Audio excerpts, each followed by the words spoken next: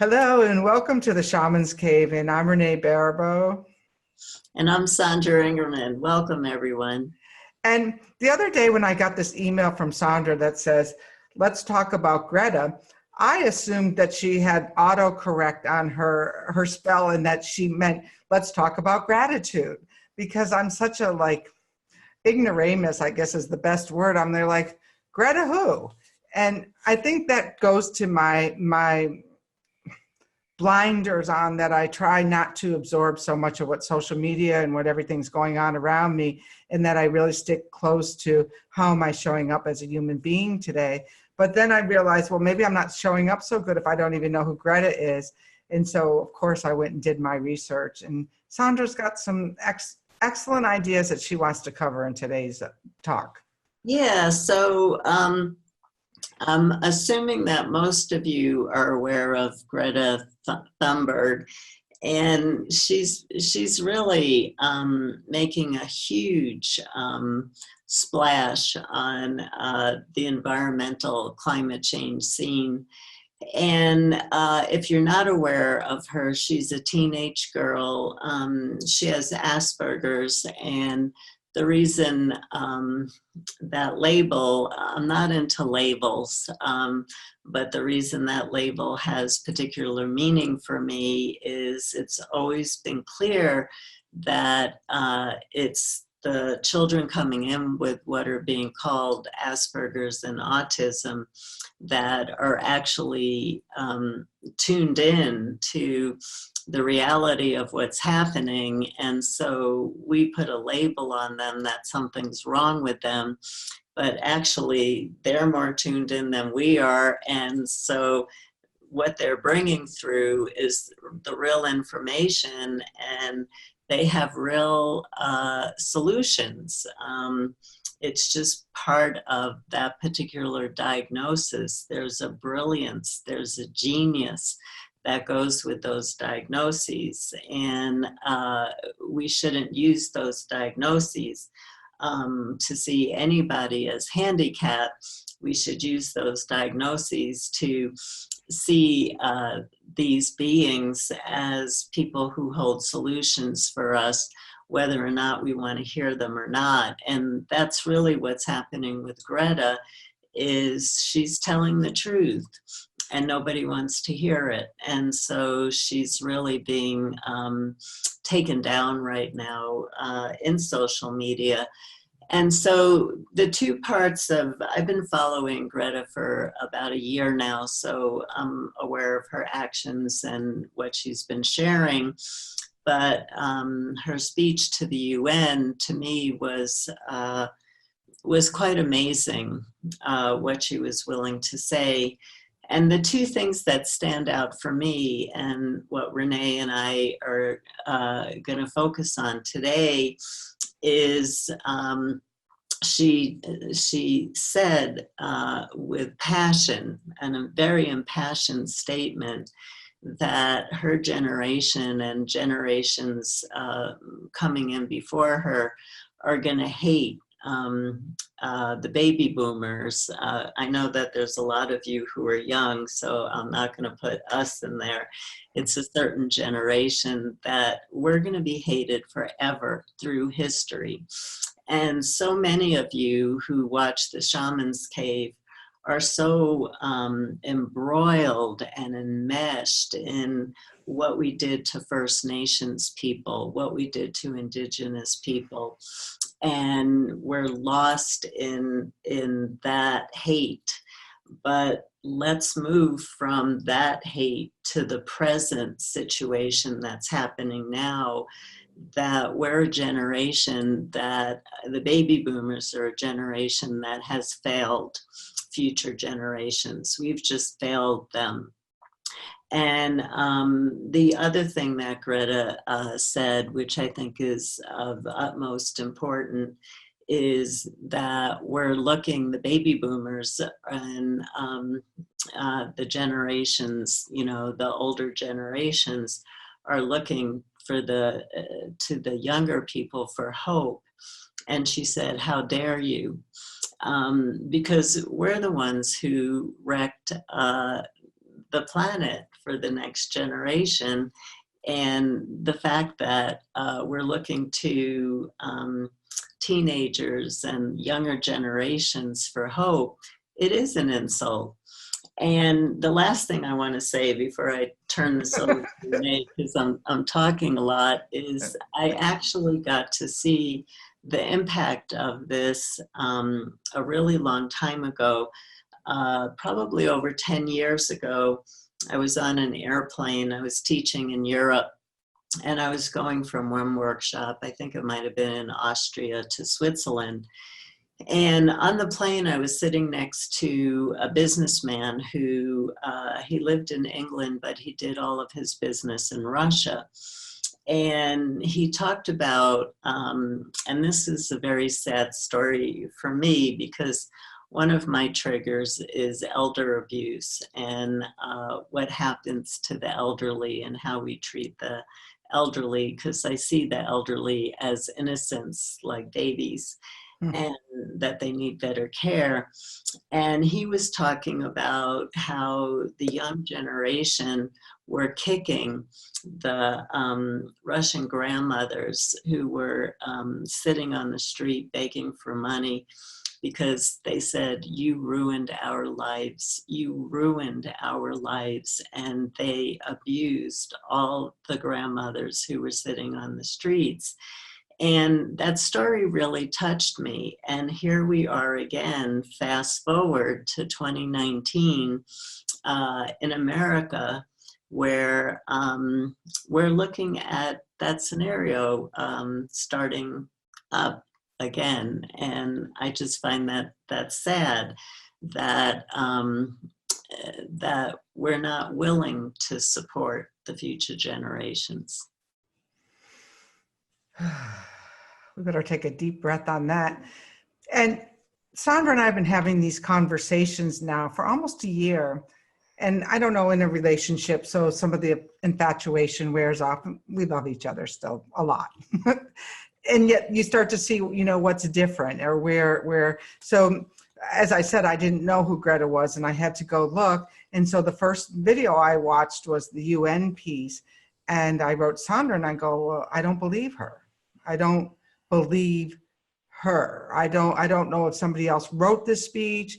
And so when she explained to me that she had Asperger's, that made a little more sense to me. And so I dug a little deeper into one of her TED Talks where I could find some resonance with her, because I wasn't.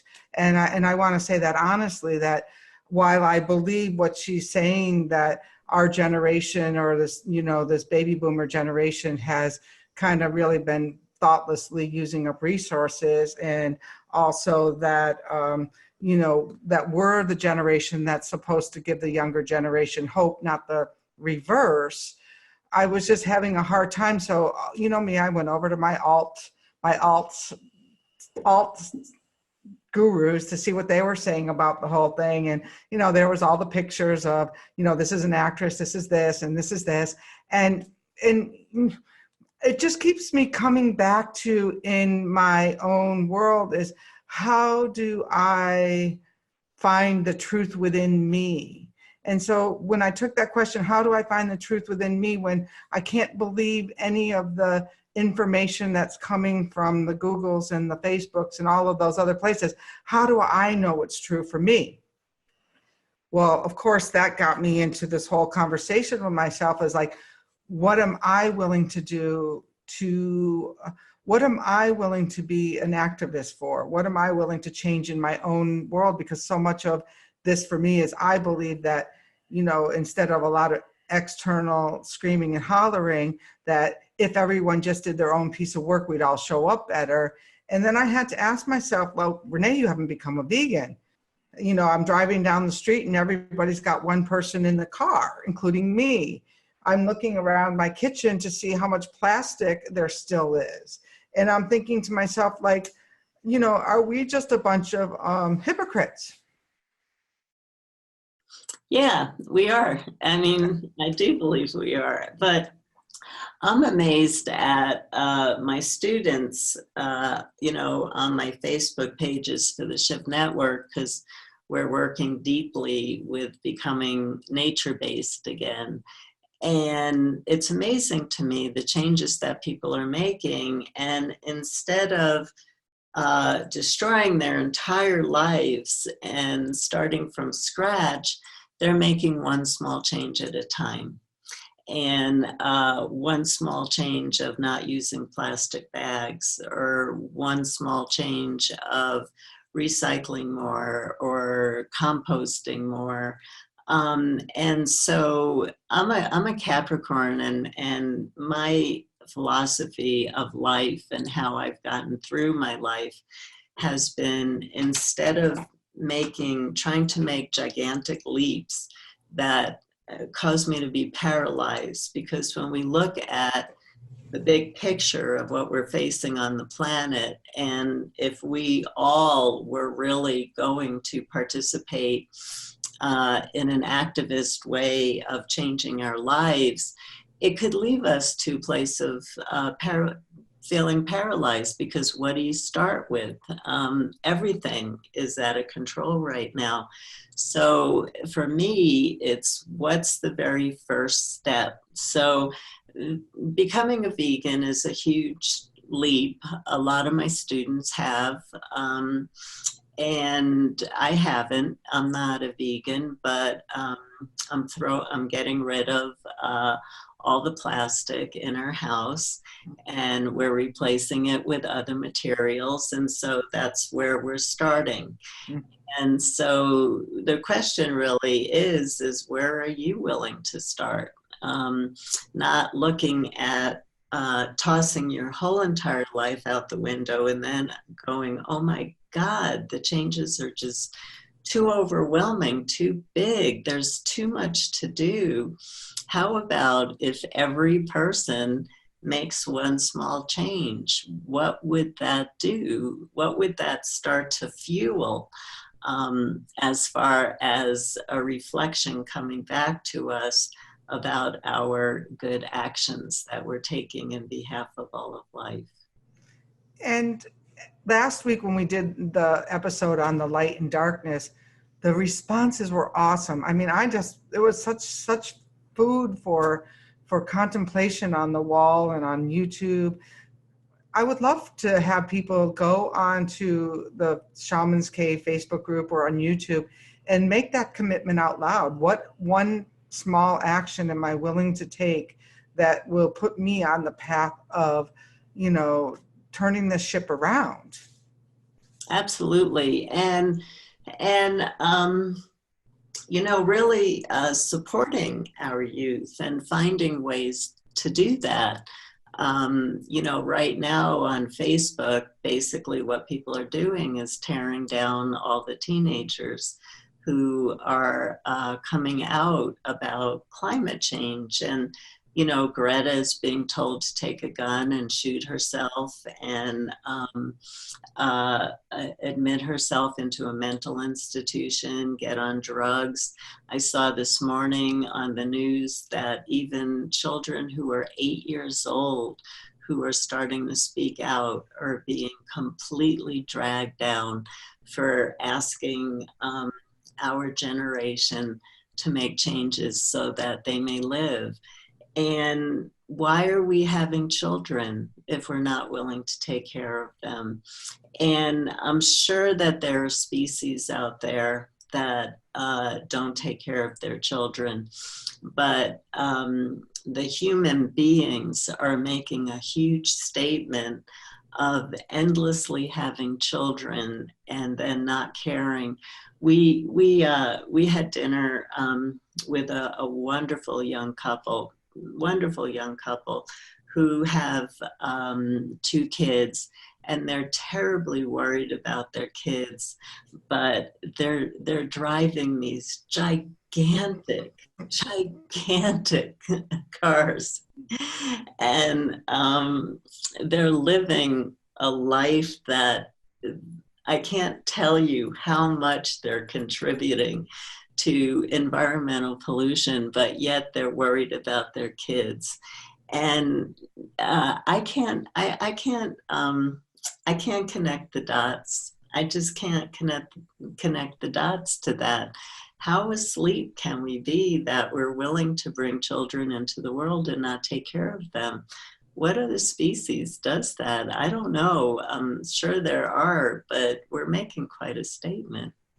Well, and that brings me to another point about our lip service is that, overpopulation.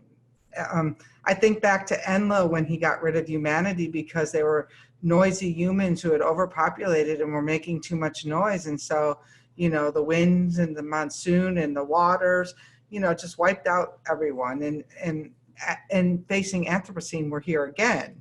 We're here at that choice again. And so do I hold the position of this is all predestined and we all decided to be here at this, major catastrophe once again, or, can we really positively affect change? And I don't know that I really have an answer, except for that I was looking at my own hypocrisy when we were having this conversation, and then, looking, how dare I judge somebody else who's speaking up, whether or not their speech is canned or written, or, who wrote it for them, because that's me going into my judgment, like, what 16-year-old girl has this speech writing capability, and is that the judgment I use to, justify me going out in my car this afternoon alone and driving across town. So, I have to say that for me, it's always turning a flashlight back onto the self to see, how am I really doing? How am I, and maybe we need a scorecard, because I don't know that I'm doing all that great, to tell you the truth. And I'm the first to admit it. Yeah, I think we're all in a very similar place. It depends on, there are a lot of people who have chosen to live an incredibly simple life, very close to nature. So we can't overgeneralize that the entire population, but we can look at those of us who have been going along, living our lives a particular way, and we're used to it.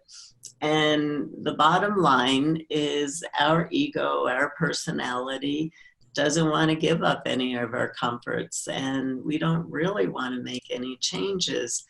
And so for me, it's, I guess it's a time of reflection.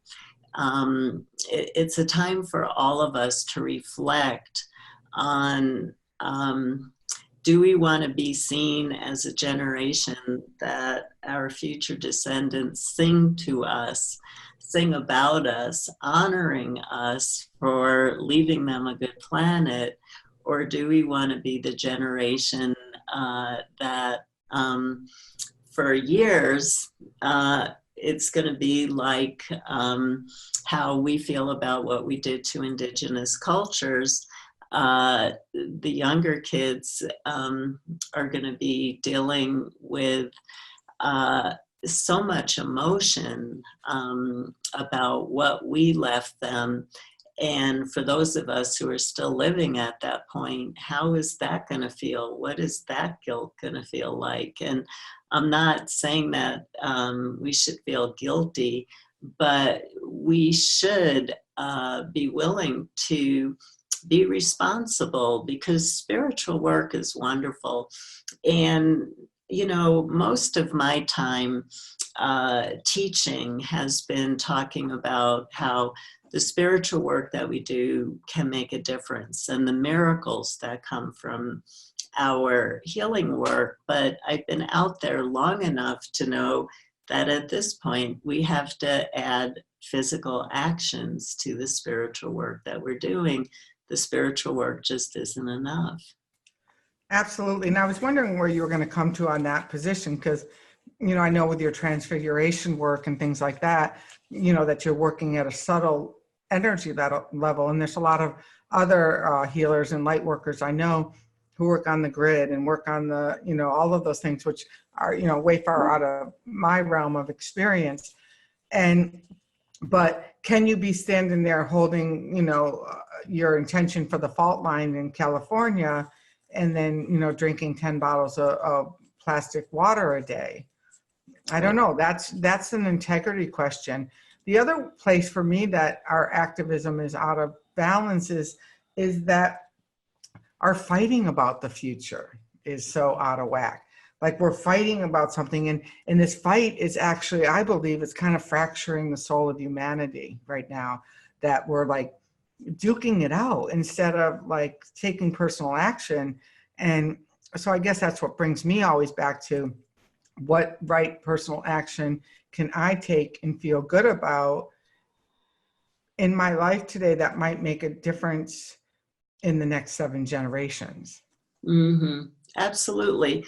And I've already talked about this on some of our shows, but you know, I have a lot of students who are going out and mobilizing their communities and taking them to beaches and taking them to areas in the country where just a tremendous amount of garbage has been dumped. And together as a community, creating projects where they're cleaning up their local area. That's huge. That's huge. That's not a big deal to call together friends and community members and go to a place that's been trashed and pick up some of the trash. You know, these are things that really make a difference. And these are things that open up a doorway once we start to do a simple action like picking up some garbage on the street. All of a sudden, new ideas come of other things that we can do. And then we take away the overwhelm factor when we just look at one small action at a time. Absolutely. And, you know, I go back to this because, you know, I work in the addiction treatment industry, and so the next generation's depressed. I did a Narcan training last week for a group of about 30 people, and I was talking about bias. And one of the questions I asked was, you know, how many people in that room had witnessed an overdose? And almost every one of them raised their hands. I asked them how many had overdosed. Again, almost every one of them had raised their hands. So we can't live in our glass bubble when we have a whole generation coming up that's addicted, depressed, anxiety-ridden, and stressed, you know, overstressed and traumatized by something that they can't even identify because there's no kite string tethered to where this kite's going. And so at a level of responsibility, we have a generation that has lost their hope. So she's right when she says, how dare you? You know, we're not even giving them any hope. And, you know, basically we've created a hopeless generation. Right, absolutely.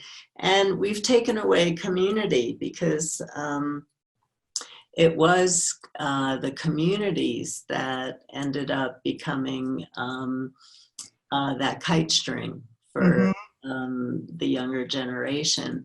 And now that we really don't have communities anymore, there is no place for a lot of these kids. So I know that, you know, a few years ago, I watched endless specials on what's happening to a lot of these kids that are having breakdowns, and there's no longer support in the medical community.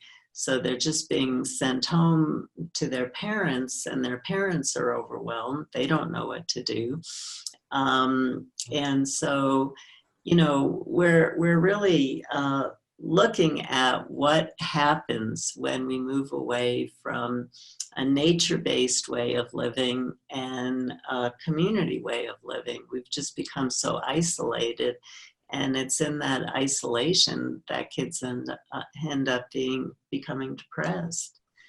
And that's, you know, I do a lot of push in the WIN clan is having people create communities, like going out in there, like there's WIN clan members who are in New Braunfels, Texas, and Louisville, Kentucky, these places where, you know, spiritual communities hadn't grown up 20 years ago, you know, and so there's like this real craving for people to come together. And so to me, that's one thing that everyone who wants to teach or who wants to, you know, bring their shamanism work in, start with a small meetup group in your own town and hear what people are saying, hear what people are concerned about, and give people a place to come together and, journey or to do those things, because now's the time. The internet has made this worldwide information and made us so disconnected to each other and to ourselves that maybe meeting people at the courthouse for a protest is the only way that we know how to get together, because we become socially inept. Right. We'll all just meet there. Okay, well, what do we do now? Oh, we go for coffee. Oh, yeah. I mean, I know for myself that I've gotten so far out of that as well. So I think there's so much food for thought here, Sandra. What do you think? I think there is too. And for me, the first step is to reflect on our conversation and reflect on where you're at in your life. I have received so many emails over the last year from people who consider themselves as elderly and really don't have the physical capability to go out there and protest and be part of some of the activist activities. And that was a place in spiritual communities where elders, it was their job to go within, to meditate, to do their spiritual work, to be a force in their communities through emanating love and light to others, and having that opportunity to change themselves. And so the point that I'm trying to make is we can't make a blanket statement about what every one of you should be doing. We're basically planting a seed that my whole career, and it's not a career because it's been a way of life for me, I don't see it as a career, has been teaching people about the power of spiritual practices. And I still believe that, but I also believe we have come to a time, we've finally come to a time when that's not enough. Mm. So please share on the wall what tools you have, what ideas you have, what small thing that you can do that you're willing to commit to. And for me, if anyone knows me, commitment means that we do it no matter what. If there's a movie opportunity on Saturday comes up and I have a commitment, then I still do the commitment. And I think we could start with what is the idea of a commitment, and do commitment. Are they flexible? No, commitments aren't flexible. We've lost our way in terms of, now commitment can be flexible. No, what one thing I'm asking you, are you willing to commit to, that you are willing to help make the world a better place for the next 7 generations? I will just say ditto to that.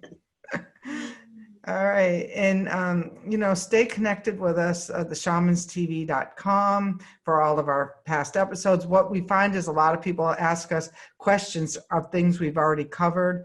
So you could, just spend a day going through our archives, like we've been almost talking for a whole year now. There's a lot of stuff that's there. And I'm happy to point you, or Sandra, if you make comments in the direction of where you might be looking, and get out into your community. That's a commitment that I'm going to make. I'm going to try to get out and make one step into my community and show up on a regular basis. And I'm going to formulate that. I'm going to reflect on that. Sandra, you can hold me to it. Okay, I'll hold you to it. And for me, it's about finding that desire inside of yourself to hold to the commitment, because we're facing huge change right now, a huge transition. And right now, it's all our choice of how that next wave appears for us. It's our choice. And what choice do you want to be feeding right now? And so thank you, Renee. I really appreciate your perspective on all of this and your honesty on all of this. And I'm glad that we are part of a worldwide community where we can support each other to go out and be greater forces of change, whatever that means for us. And start with reflection. Just start with reflection of what feels right, what is your heart called to you, and what is practical for you to commit to. Thank you, Sandra. I appreciate your point of view as well. Thank you, everyone, and blessings for all your love and all your support, not just of the Shamans Cave, but for all of life.